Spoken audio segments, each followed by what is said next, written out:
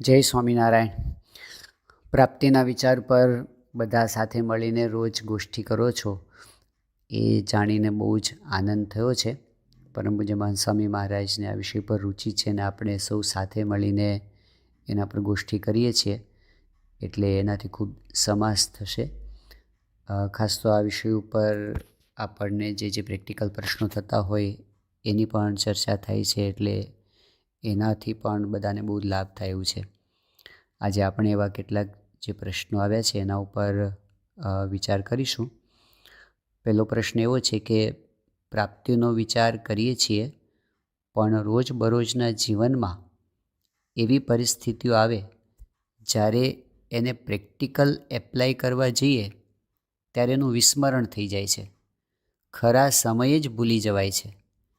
આવી પરિસ્થિતિમાં શું કરવું? વાત સાચી છે કે આપણે પ્રાપ્તિના વિચારના માર્ગે આપણે શરૂઆત કરી છે અને એટલે જ એ જ્ઞાન હજી એટલું દ્રઢ નથી થયું કે સીધું જ કામ લાગે આપણને. એટલે એનો અર્થ એ થયો કે આપણી પ્રેક્ટિસ હજી આપણે વધારે પાક્કી કરવાની છે અને રસ્તો આ જ છે. સ્વામીની વાતોમાં આવે છે, સ્વામી કહે કે આપણે સંભાળીએ પાછા ભૂલી જઈએ, સંભાળીએ પાછા ભૂલી જઈએ. એમ કરતાં કરતાં જેમ સાયકલ ચલાવતા ચલાવતા આપણે પડતા બેલેન્સ આવી જાય છે એકવાર, એવી જ રીતે આ વિચારની અંદર પણ એવું છે કે વિચાર કરીએ પાછા ભૂલી જઈએ, પછી ફરી પાછા આપણે યાદ કરીએ. એટલું ચોક્કસ થાય છે કે એક પણ વખત પ્રાપ્તિનો વિચાર કર્યો હોય તો એ કંઈક ને કંઈક અસર આપણા ઉપર મૂકીને જાય છે, એટલે એ નકામો નથી જતો. જ્યારે પ્રેક્ટિકલ પ્રસંગોની અંદર આપણે કદાચ ઢીલા પડી ગયા કે આપણે જે રીતે વર્તવું જોઈએ એ રીતે ન વર્તી શકાય એવું કદાચ બની ગયું, પણ એટલું તો બને કે જો પ્રાપ્તિનો વિચાર એ દિવસે થયેલો હોય તો એની કંઈક અસર આપણા ઉપર ચોક્કસ હોય કે જેથી નેગેટિવ સાઈડની અંદર આપણે જેવું ડેમેજ થવાનું હોય એવું ન થાય, એમાં આપણને રાહત તો થાય. એટલે આ જ્ઞાન એવું છે કે એ જતું નથી, એ આપણને દર વખતે દરેક વિચાર આપણને કંઈક ને કંઈક પ્રદાન કરીને જાય છે. આપણા વ્યક્તિત્વની અંદર, આપણા જીવના બળની અંદર કંઈક ઉમેરો કરીને જાય છે. એટલે ભલે કદાચ અત્યારે આપણને એવો અનુભવ થતો હોય પણ આપણે પ્રાપ્તિનો વિચાર ચાલુ રાખીશું તો આગળ જતાં આપણને એ પણ અનુભવ થશે કે આપણી ધીરજ, સ્થિરતા બધું વધતું જાય છે.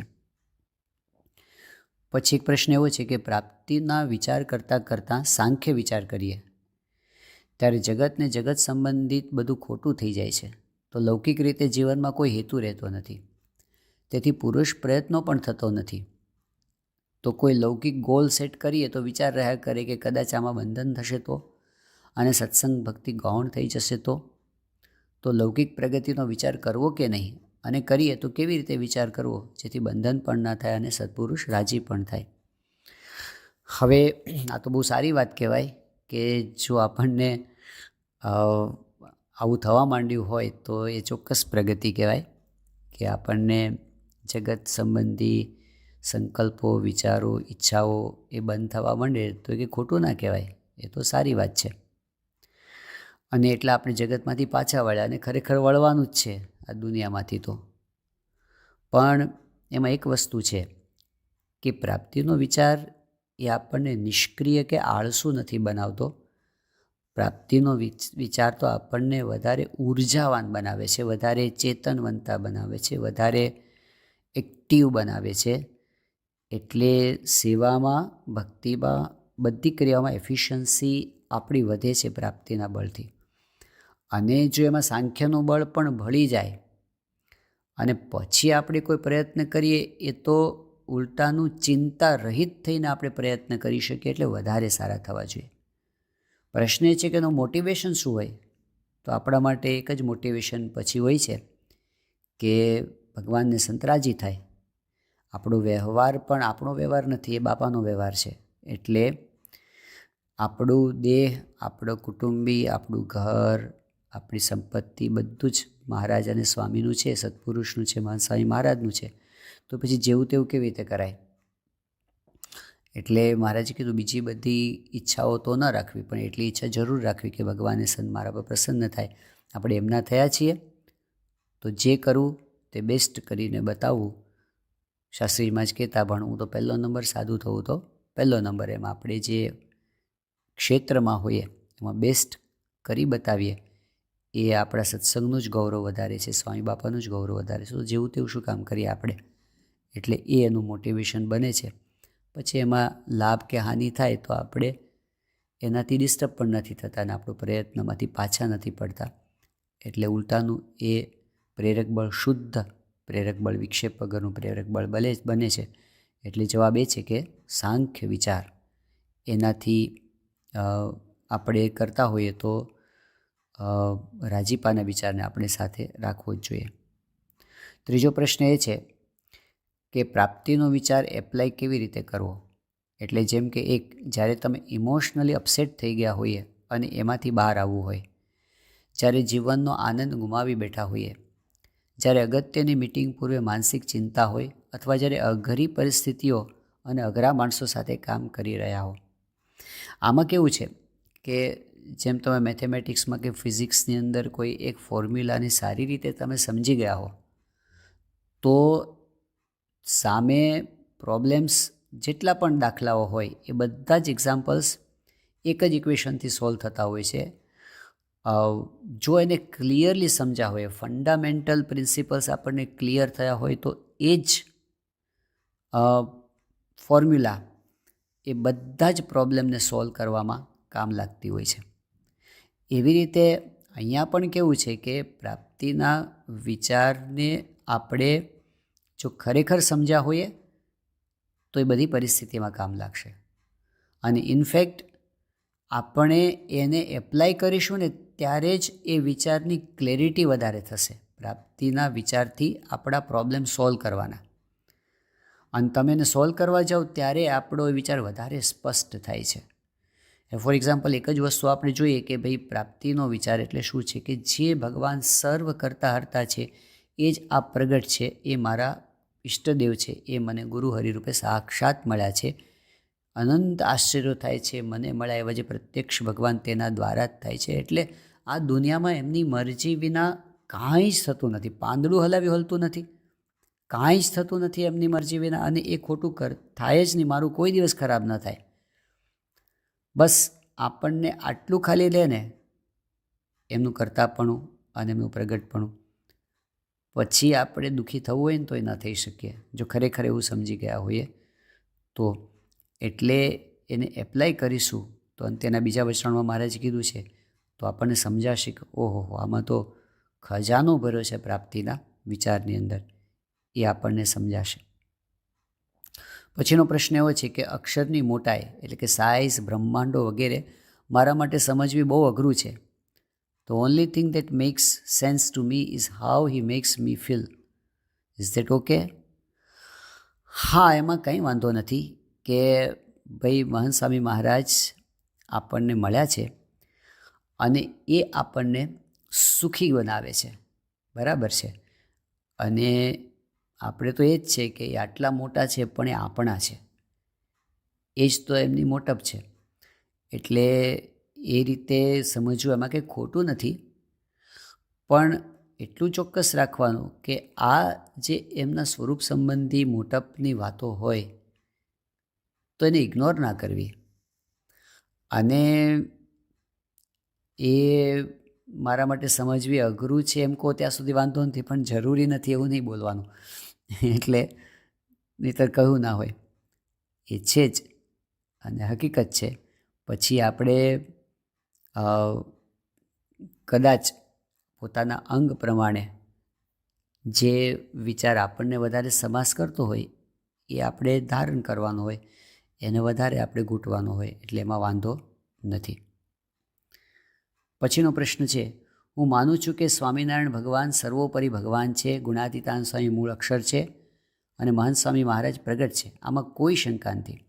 બીજા કોઈ ધર્મ કે ભગવાનને હું ફોલો નથી કરતો, છતાં હૃદયના ઊંડાણમાં એક એવી બીક રહે છે કે પ્રાપ્તિનો વિચાર જીવનના અઘરા સમયમાં, એટલે કે મૃત્યુ સમયે, નોકરી ના હોય ત્યારે, બીમારીમાં મદદ કરશે કે નહીં? હું દુઃખ વગર જીવી શકીશ? મહારાજ કરતા હરતા છે એવું સમજવામાં મને પ્રશ્ન નહીં આવે, પણ જ્યારે પ્રેક્ટિકલ ચેલેન્જીસ આવશે ત્યારે હું દુઃખમાંથી બહાર આવી શકીશ? આવા વિચારો મારા મનમાં આવતા રહે છે અને મારે દુઃખી નથી થવું પણ સ્થિર થવું છે. પ્રાપ્તિ કેવી રીતે મને મદદરૂપ થશે? જ્યારે બીજા કોઈ હરિભક્તને જીવનમાં પ્રશ્ન આવે છે ત્યારે હું તેમને પ્રાપ્તિનો વિચાર કરવાનો ઉપાય બતાવું છું, પણ મને અંતરના ઊંડાણમાં એમ થાય છે કે જો મને એવી પરિસ્થિતિ આવશે તો હું કેવી રીતે એનો સામનો કરી શકીશ અને રડીશ નહીં. જો ચિંતા ન કરવી, હંમેશા મહારાજ, સ્વામી એ કદાચ આપણી કસોટી કરશે તો આપણું ગજું હશે એટલી જ કરશે, એનાથી વધારે નહીં કરે. દયાળુ છે એટલે આપણું ઘડતર કરવા માટે કદાચ આવી અઘરી પરિસ્થિતિઓમાંથી પસાર કરશે, પણ એક જ વસ્તુ છે કે જોડિયા પારેવાની જેમ આપણે ઝંપલાવી દેવાનું છે અને સૂકું પાંદડું જેમ વાયુના આધારે રહે છે એમ આપણે એમના આધારે રહ્યા છે. અને કંઈ એવું ડર લાગે, કંઈ બીક લાગે તો નાનું બાળક હોય, કોઈ બીક લાગે તો મા બાપને બાજી પડે ને, એમ આપણે એમને બાજી પડવાનું. બાજી પડવું એટલે પ્રાર્થના કરવા માંડવાની. આપણા પાસે આધાર છે, આપણે નિરાધાર નથી. એટલે યોગી બાપા કહેતા કે કોઈ દિવસ આપણે દુઃખી થવાનો વારો આવવાનો જ નથી. આશરો દ્રઢ રાખવો, ભજન કરવું, સેવા કરવી, કોઈ દિવસ દુઃખ નહીં આવે. દુઃખ જેવું લાગે બીજા કોકને, પણ આપણા જીવનમાં દુઃખ નહીં આવે જો આપણે આ પ્રાપ્તિના સિદ્ધાંતને વળગીને ચાલશું. એટલે કોઈ દિવસ એવા નેગેટિવ વિચાર ન કરવા કે આવશે ત્યારે શું થશે, આવશે ત્યારે શું થશે. એ તો જેણે આપણી જવાબદારી લીધી છે એ જ આપણને ઘડવાના છે. આપણે તો જેમ એમણે કહ્યું છે એમના વચને પ્રાપ્તિનો વિચાર કરતા રહેવાનો. પ્રશ્ન: પ્રાપ્તિ કેમ સમજાતી નથી અને તેની પ્રતીતિ કેમ નથી આવતી? તેનું મુખ્ય કારણ શું છે? બે જ વસ્તુ છે, કાં તો આપણને વિશ્વાસ નથી અને કાં તો વિશ્વાસ પછીનો વિચાર નથી. આ બેમાંથી એક કારણ આપણને નડે છે. પછીનો પ્રશ્ન છે, ક્યારેક બહુ મોટી આજ્ઞા લોપાઈ જાય અને ખરાબ આચરણ થઈ જાય અને વારંવાર આવું થયા કરે, પછી પસ્તાવો થાય અને મનમાં મૂંઝવણ થાય કે પ્રાપ્તિ મારી બગડી ગઈ. અત્યારે શું મહારાજ આપણને સાથ આપે છે કે આપણને છોડી દે છે? ત્યારે મનને કેવી રીતે વિશ્વાસ આપો કે મહારાજ આપણી સાથે જ છે? સાચી વાત છે કે જ્યારે આપણે આજ્ઞા લોપીએ એટલે આપણને જ અંદરથી કોન્ફિડન્સ જતો રહે અને આપણને થાય કે બાપા અને આપણી વચ્ચે અંતર પડી ગયું. તો મહારાજને, સ્વામીને રાજી કરવા માટે આપણે તરત શું કરવું જોઈએ કે ભલે ખરાબ આચરણ કંઈક થઈ ગયું પણ પછી એક સેકન્ડ પણ પડી ન રહેવું. પછી એવો વિચાર કરો કે અત્યારે સ્વામી મારી પાસેથી શું અપેક્ષા રાખે છે? હું પડ્યો રહીશ ને રડ્યા કરીશ, એનાથી જો રાજી થતા હશે તો એ કરીશ, પણ હવે શું થઈ ગયું તે થઈ ગયું, પણ હવે શેનાથી રાજી થશે? તો હવે હું ઊભો થઈ અને ચાલવા માંડું. બીજી વસ્તુ છે, લોયાના પહેલા વચનમાં મહારાજે કીધું કે કંઈ પણ આવું થઈ જાય તો ઇન્દ્રિયો અંતઃકરણને દંડ દેવાની પણ તૈયારી રાખવી. એક પણ ભૂલ પ્રાયશ્ચિત વગર ન જવા દેવી. નાની ભૂલનું પણ પ્રાયશ્ચિત કરી લેવું. મોટી ભૂલનું તો કરવાનું જ હોય, પણ જે ભગવાન સુજાડે તે પ્રાયશ્ચિત કરીને તરત ઊભા થઈ જવું તો ભગવાનને સંત બહુ દયાળુ છે અને આપણને પણ કોન્ફિડન્સ આવી જશે કે આપણે ભગવાનના છીએ, માયાના નથી અને આપણે એમાં પડી નથી રહ્યા. અને એવું થાય એટલે તરત જ આપણને એ અનુભવ થાય કે મહારાજને, સ્વામી આપણી સાથે આવી ગયા છે. તો આ રીતે પ્રાપ્તિના બળથી આપણે નિયમ ધર્મ પાળવાના છે, પ્રાપ્તિના બળથી પ્રાયશ્ચિત કરવાનું છે. તો પછી આપણને ક્યારેય દેશકાળનું કદાચ આવરણ આવી ગયું હશે તો એ લાંબુ ટકશે નહીં અને એમાંથી આપણે બહાર નીકળી જઈશું. જય Swaminarayan.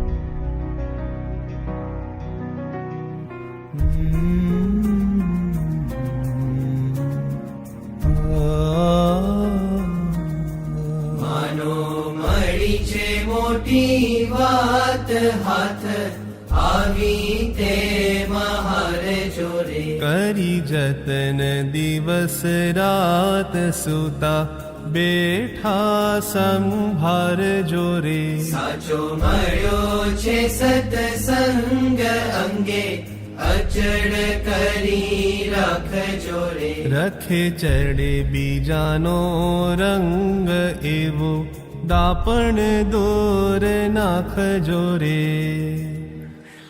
We satsang keep firmly at any cost.